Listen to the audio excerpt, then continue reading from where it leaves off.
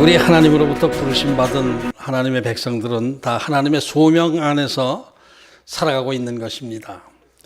우리 삶이 결코 우연이 아닙니다.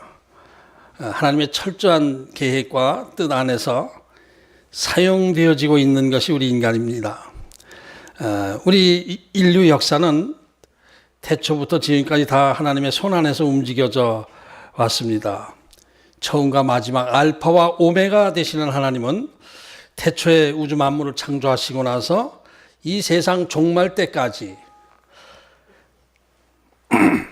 모든 것을 하나님의 뜻과 계획 안에서 이끌어 가시는 것입니다. 그러면서 시대별로 하나님은 그때그때 필요한 인물을 이 땅에 보내시고 하나님의 계획을 이루어 나오고 계셨고, 또 지금 현재도 이 시대에 합당한 목적을 이루시기 위해서 저와 여러분에게 각각 나름대로의 사명을 맡겨주신 것입니다. 그렇다면 지금 우리가 살아가고 있는 모든 상황도 내가 알아서 내 생각대로 내 꿈대로 이렇게 노력하면서 살아가는 것 같지만은 우리 삶의 배후에는 하나님의 섬세한 손길이 저와 여러분을 이끌어가고 계시고 사용하고 계시는 것을 우리가 알아야 됩니다. 하나님의 그 통치 영역은 크게 두 개의 나라로 분류를 할 수가 있습니다. 하나님의 나라와 세상 나라, 두 가지입니다. 하나님부터 선택받고 부르심받은 하나님의 자녀들은 하나님부터 특별한 그 은총 안에서 살아가는 하나님의 백성들입니다. 이 땅에서 육신을 가지고 살아가고 있지만은, 그러나 우리의 삶의 목적은 하나님 나라의 일을 감당하기 위한 삶을 살아가는 것입니다. 그리고 세상 나라는 믿지 않는 세상, 마귀의 권세 아래에 있는 세상을 말합니다. 이 사람들도 하나님의 은총 안에서 살아갑니다. 일반 은총 안에서 육신적인 삶을 살아가고 있지만은 하나님은 이 사람들에게도 은총을 내려주셔서 비를 내려주시고 공기를 주시고 먹을 것을 주시고 입혀주시고 하는 그런 물질 세계에 공급을 해주시면서 저들을 통해서 세상 나라의 역사를 이끌어가고 계시는 것입니다. 이것을 일반 은총이라고 합니다. 정리해서 다시 얘기를 하면은 하나님의 은총은 특별 은총과 일반 은총이 있는데, 우리 그리스도인들 구원받고 하나님의 자녀가 된 그리스도인들은 하나님의 특별 은총 안에서 하나님을 위한 사명을 받고 살아가고 있는 것이고, 믿지 않는 이들은 하나님의 그냥 일반 은총 안에서 그저 세상 육신적인 삶을 살다가 죽게 되는 것입니다. 그렇다면 저와 여러분 모두는 다 어떤 역할이든지 하나님 나라의 도구로 쓰임을 받고 있는 것인데, 여러분은 어떤 하나님의 소명 안에 있다고 생각을 하십니까? 하나님께서 나에게 이런 사명을 주셨으니 내가 최선을 다하겠습니다, 이런 마음으로 살아가고 계시는지, 아니면 아직 저는 하나님께서 어떤 사명을 주셨는지 느낌으로 알지도 못하고 그냥 막연히 가족 먹여 살리기 위해서 살아가고 있습니다 라는 마음으로 신앙생활을 하고 있는지 우리가 깊이 생각하는 시간이 되어야 될 줄 압니다. 예수님의 그 달란트 비유가 있지 않습니까? 5달란트, 2달란트, 1달란트 주인이 외국 가면서 이렇게 달란트를 세 종에게 나누어 주고 최선을 다해서 이것을 재산을 늘켜봐라 이렇게 했는데, 5달란트와 2달란트 받은 사람은 최선을 다해서 일을 해서 갑절의 이익을 남겼습니다. 그런데 1달란트 받은 사람은 그대로 땅에 묻어 두었다가 주인에게 호되게 책망을 받습니다. 악하고 게으른 종아, 내가 이 어둠 속에서 이를 갈며 슬피 울게 될 것이다, 이렇게 책망을 받습니다. 5달란트와 2달란트는 각각 갑절의 이익을 남겼지만은 5달란트, 2달란트 받은 종 두 사람 모두에게 네가 작은 일에 충성했으니 나와 함께 즐거움에 거하자, 이렇게 칭찬을 받고 이랬습니다. 이것은 무엇을 말하냐면 그게 바로 이 철저한 소명의식을 가지고 열심히 사명 감당을 한 사람과 소명의식 없이 그저 자기의 편안한 안락한 삶을 위한 그 추구하며 살아갔던 사람의 반대되는 결과가 이것입니다. 여기서 우리가 또 생각해야 될 것은 성경의 5달란트 비유를 우리가 모르지 않습니다. 다 알고 있습니다. 그러나 그 5달란트, 2달란트, 1달란트, 달란트 비유가 그것이 성경에 있지만은 그것이 나와 뭐 직접적인 관련이 뭐가 있겠느냐라고 생각하는 것, 이런 생각 자체가 이것이 바로 소명의식 없이 살아가는 삶입니다. 소명의식 없이 자기 육신에 보이는 환경 안에서 살아가다가 하나님 앞에 책망을 받는 그런 상태인 것입니다. 그래서 우리가 소명의식이라는 말에 대해서 우리가 좀 더 진지하고 두렵고 떨리는 마음으로 그것을 많이 깊이 생각을 해야 될 줄 압니다. 성경 말씀이 정말 나에게 주신 하나님의 말씀이다. 천국과 지옥이 분명히 있다. 그리고 우리는 언젠가 주님 앞에 가서 서게 된다. 이런 것을 우리가 믿는다면은 하나님부터 부여받은 사명에 대해서 대충 그냥 흘려서 생각할 수는 없을 것입니다. 반드시 우리는 소명의식 안에서 살아가야 되는 거예요. 진짜 믿음이라면 분명한 소명의식이 있게 됩니다.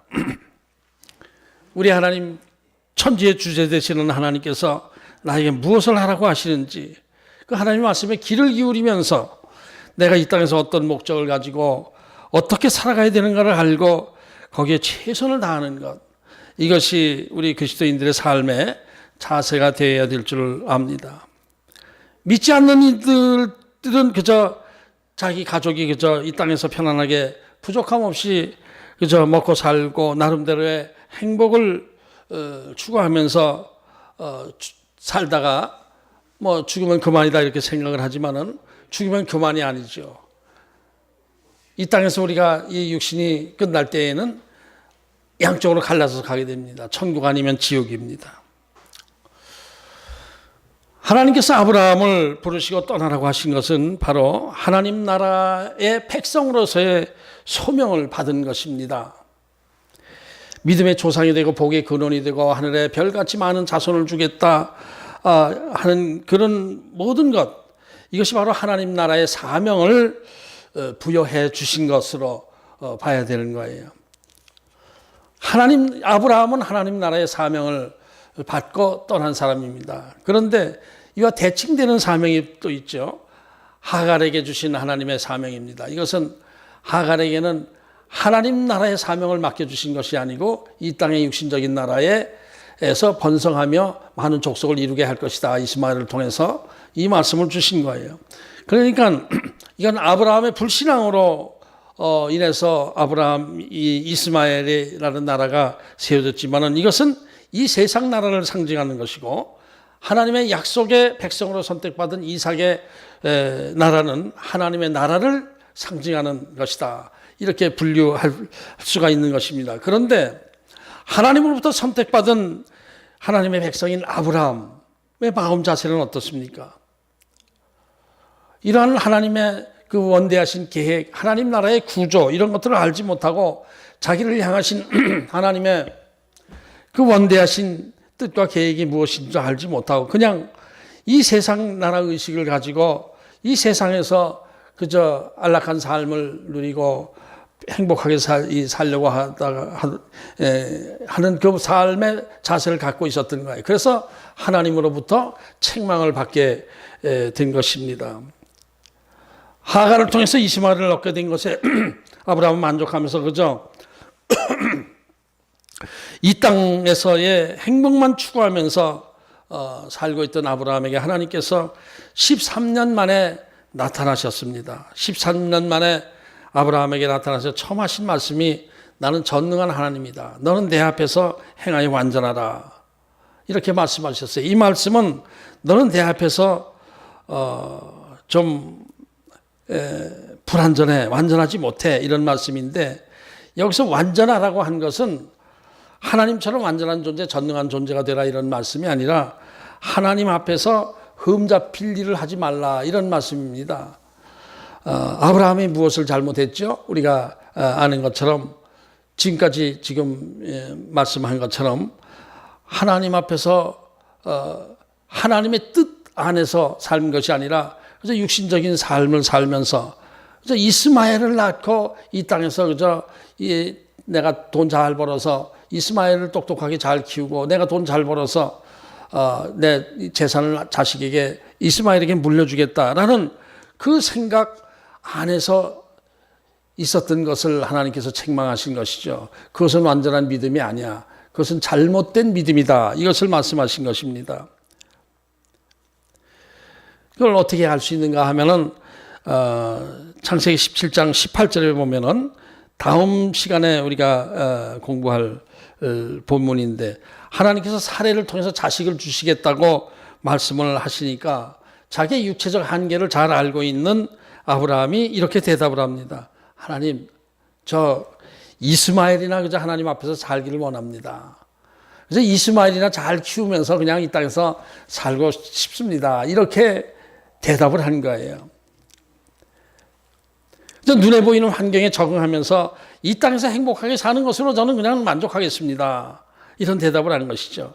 이것은 하나님께서 아브라함을 통해서 이루시고자 하는 그 하나님의 나라를 위한 계획과는 전혀 관계없이 이 세상 나라의 삶에 만족하며 살다가 죽겠습니다. 이런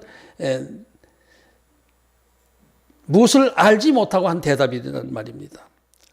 아브라함도 인간이기 때문에 육신적 나이를 의식하지 않을 수가 없고 자기는 100살이 다 돼가고 사례는 90살이 다 돼가고 이런 상황 속에서 또 이스마엘도 자라고 있고 이럴 때 이 땅에서의 삶을 행복하게 살고 싶고 죽기 전까지 병 걸리지 않고 고통당하지 않고 그저 행복하게 살고 싶다라고 생각한 것, 이것을 뭐 인간적으로 잘못했다라고만 생각할 수 없지만은 그러나 우리를 향한 하나님의 계획 안에서는 완전히 잘못된 생각을 하고 있었던 것입니다. 그래서 하나님께서 다시 이 아브라함에게 약속의 말씀을 주시는 것이 17장 2절 말씀입니다. 17장 2절 지난주 말씀입니다. 내가 내 언약을 나와 너 사이에 두어 너를 크게 번성하게 하리라. 하나님의 나라를 세워가기 위해서 내가 너를 선택했지만은 일단 이 땅에서도 내가 너를 크게 번성하게 해줄 것이다. 이 말씀을 하신 것입니다. 너는 여러 민족의 아버지가 될 것이다. 또 아브라함을 아브라함으로 바꾸어라. 존귀한 아버지로부터 열국의 아버지로 이름을 바꾸어라. 이름을 바꾸는 것에는 그만큼 하나님께서 이름을 바꿔주시는 것에는 그만한 깊은 의미가 있는 것이죠. 단순한 그저 이스마엘만의 아버지가 아니라 많은 왕들이 태어나는 큰 아주 영원한 나라의 아버지가 될 것이다. 이것을 말씀하신 것이죠. 그 다음 7절 8절에 진짜 하나님께서 하시고 싶은 말씀을 하시는 거예요. 7절에서 대대 후손 사이에 영원한 언약을 맺겠다. 8절에서 영원한 기업을 너에게 줄 것이다. 영원한 기업이라고 하는 것은 영원한 유산을 얘기합니다. 그래서 기업이라는 것은 회사 이런 것을 얘기하는 것이 아니라 유산을 얘기합니다. 영원한 유산을 너에게 물려줄 것이다. 이 땅에서의 재물이 영원한 유산인가요? 아니죠. 그것으로 만족하는 것이 아니라 이제 영원한 세계의 믿음의 조상이 되게 하고 그 영원한 나라의 아버지가 되게 하고 이렇게 하는 것이다. 무엇을 얘기하는 것입니까? 아브라함의 계통에서 예수 그리스도를 이 땅에 오게 하시고 예수 그리스도를 통해서 하나님의 나라를 완성시켜 나가는 그것을 하나님께서 말씀하고 있는 거예요. 그러면서 오늘 본문에서 할례를 명하신 것입니다. 하나님께서 영원한 언약, 영원한 기업을 주시겠다고 약속하시면서 그 하나님의 약속을 받아들인다는 의미로 자손 대대로 할례를 행하라 이렇게 명하신 거예요. 내가 너에게 축복을 줄 테니까 영육간의 축복을 큰 번성하는 축복을 줄 테니까 그것을 받아들이는 의미로 할례를 행하라 이렇게 말씀하신 거예요. 만일 할례를 받지 않는다고 한다면은 하나님의 축복의 약속을 받지 않겠다. 내가 너희들에게 주는 축복의 약속을 거절하는 것으로 되는 것이다. 그래서 하나님 나라의 백성에서의 줄이 끊어지는 거예요. 할례 받지 않으면 하나님 나라 백성이 아니고 마귀의 백성이 되는 것이다. 이 말씀을 하신 것입니다. 그러면 이 할례의 의미를 우리가 한번 생각해 봅니다. 할례의 의미, 할례. 11절에 보면은 나와 너희 사이에 언약의 표징이다 이렇게 말씀했죠. 내가 너희들에게 축복의 약속을 해주신 것에 대한 너희들의 육체적 반응, 표시적 반응이다. 이렇게 볼 수가 있는, 그렇게 해석을 해야 되는 거예요. 그런데 왜 하필이면 그 이상한 데에다 이상한 행위를 하게 하면서 예식을 행하게 했을까? 좀 유치한 듯하기도 하고 좀 민망스럽기도 하고 하지 않습니까? 왜 이마에다 표시를 해주신지 귀에다 표시를 해주는지 뭐 팔뚝에다 표시를 해주신지 그 약속에 표시를 하지 않고 이상한 데다 남자의 생식기에다가 그 포피를 자르는 그런 행위를 약속의 표징으로서 의식을 행하라 이렇게 말씀하셨을까? 여기도 하나님의 그 깊은 뜻이 있는 것입니다. 남자의 생식기는 바로 생명력을 상징하고 있는 것이죠. 생명력을 상징하는 것입니다. 종족 번성의 핵심은 바로 남자의 생식기에 있습니다. 우리나라에도 그건 뭐 동서양을 막론하고 고대부터 지금까지 이것은 그냥 그대로 전통처럼 내려온 생각입니다. 남자의 생식기는 생명의 근원이다. 남자의 상징이다. 이렇게 생각합니다. 그래서 정력이 세인 것을 굉장히 자랑하죠. 정력이 세진다고 하면은 뭐 군뱅이를 먹든지 뱀을 먹든지 무엇이든지 하려고 해요. 왜냐하면 자기의 능력을 자랑하기 위한 것이죠. 그래서 남자들이 이 남자들의 이 생식기 이것은 어떤 면에서 한 우상이 되어 있었어요. 우리나라 경주에 가보면은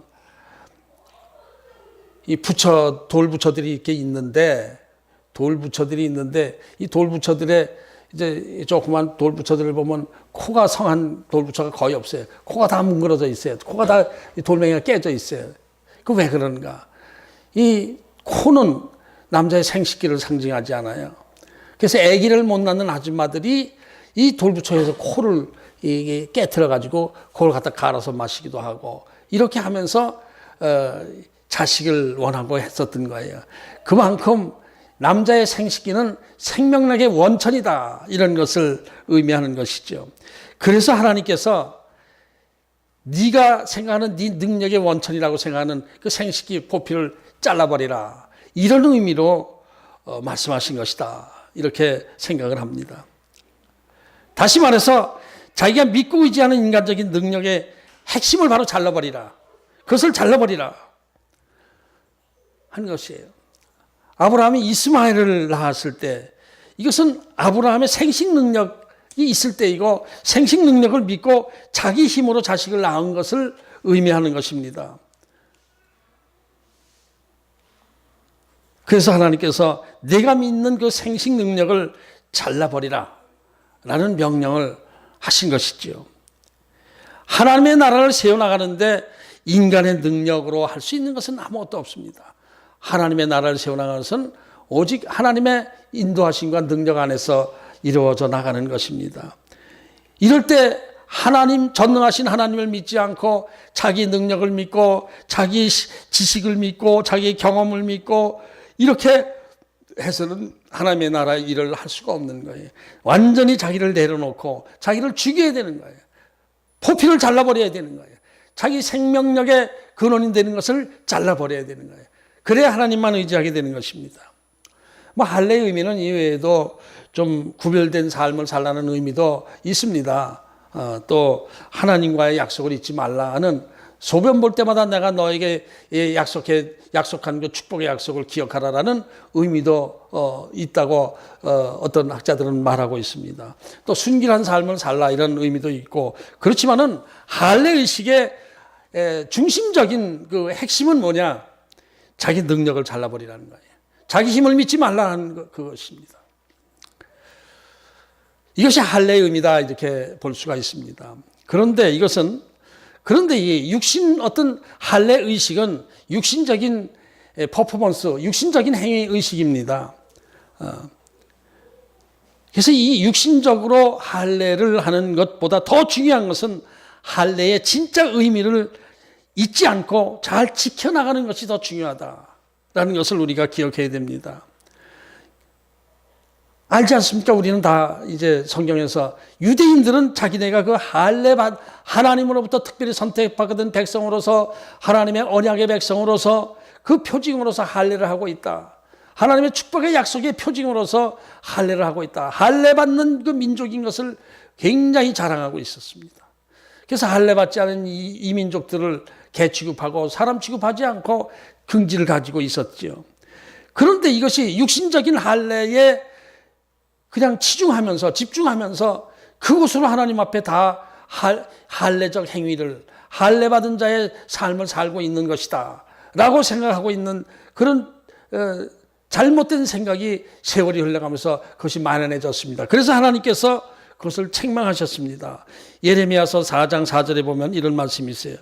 유다인과 예루살렘 주민들아 너희는 스스로 할례를 행하며 너희 마음 가죽을 베고 나 여호와께 속하라. 그리하지 아니하면 너희 악행으로 말미암아 나의 분노가 불같이 일어나 사르리니 그것을 끌 자가 없으리라. 마음 가죽을 베라 이렇게 말씀했어요. 마음 가죽을 베라. 겉으로 육신적 행위에 머무르면서 실제로 하나님을 믿지 못하고 순종하지 않고 자기 능력을 의지하면서 자기 힘으로 살겠다고 큰 소리 치면서 악한 행위를 일삼고 있는 너희들 마음의 가죽을 베라 이렇게 하나님께서 말씀을 하신 거예요. 이 신약 시대에 와서도 유대인들은 형식적 신앙에 머무르면서 육신적 할례만 고집하고 있었습니다. 이때 사도 바울이 뭐라고 말씀하셨냐면 로마서 2장 28절 29절에 보면은 무릇 표면적 유대인이 유대인이 아니요 표면적 육신의 할례가 할례가 아니니라. 오직 이면적 유대인이 유대인이며 할례는 마음에 할지니 영에 있고 율법 조문에 있지 아니한 것이라. 그 칭찬이 사람에서 온 것이 아니요 다만 하나님에서라. 마음의 할례를 하라 이렇게 말씀하셨어요. 육신적 할례에 만족하지 말고 마음의 할례를 하라. 자기 자신의 능력을 의지하지 말고 전능하신 하나님, 천지의 주제 되시는 하나님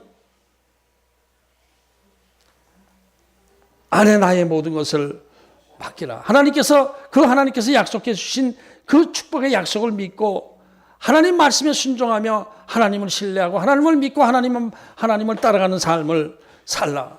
이것이 마음의 할례, 진정한 할례다라고 사도 바울이 말씀하신 거예요. 여러분의 상태는 어떻습니까? 진짜 마음의 할례를 받으셨는지, 정말로 나 자신을 하나님 앞에 내려놓고 나를 의지하지 않고 하나님만 믿고 의지하면서 하나님의 뜻에 순종하며 거룩한 삶을 살고 있는지, 그렇게 한다고 하면서도 또 상황이 급한 상황만 되면은 자기를 의지하려고 하고 자기 생각, 자기 능력, 자기 지식을 믿으려고 하고 자기 힘으로 살려고 하고 하는 것이 우리들의 모습인 것을 우리가 인정하지 않을 수가 없습니다. 그런 것을 우리가 깊이 묵상해야 됩니다. 하나님께서 우리에게 할례를 명하신 것은 모든 건 내려놓고 네 능력을 의지하지 말고 나만 믿어. 나는 전능한 하나님이야. 나를 의지해. 라고 말씀하신 거예요. 이럴 때 계속해서 아닙니다. 저는 저를 자신을 믿어야 되겠습니다라고 생각한다면 이것은 할례를 거부한 행동이 되는 거예요.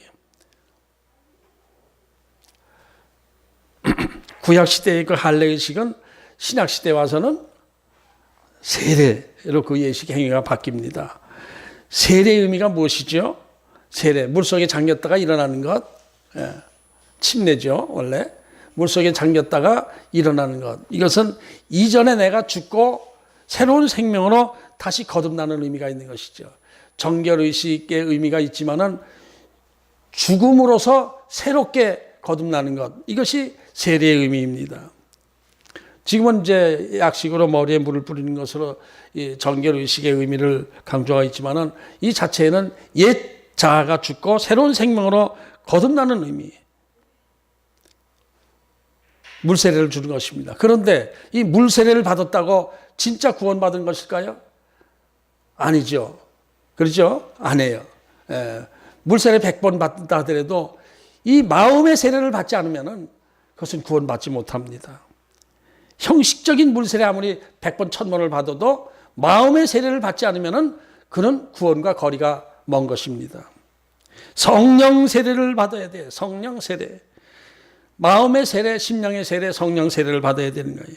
진정으로 회개하고 하나님 앞에 죄 용서를 받고 진짜로 새롭게 거듭나는 심령적 변화가 따라올 때에 이때에 진정한 할례가 되는 것이고 진정한 세례가 되는 것입니다. 우리가 진정으로 회개하고 하나님 앞에 죄 용서함을 받게 될 때에 하나님의 영이 우리 안에 심령 안에 들어오게 됩니다. 그리고 내 심령의 주인이 됩니다.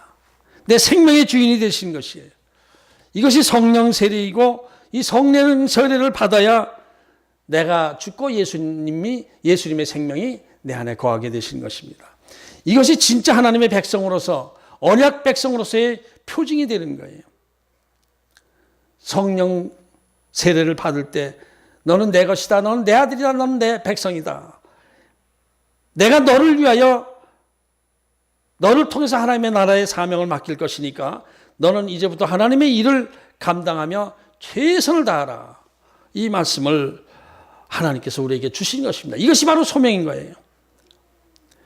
하나님께서 아브라함에게 축복의 약속을 하시면서 할례를 행하게 하신 것, 다시 거듭 말씀하지만은 나 자신을 믿는 능력, 그것을 잘라내야 돼요. 내 생명의 근원이라고 하는 그것을 잘라버리라.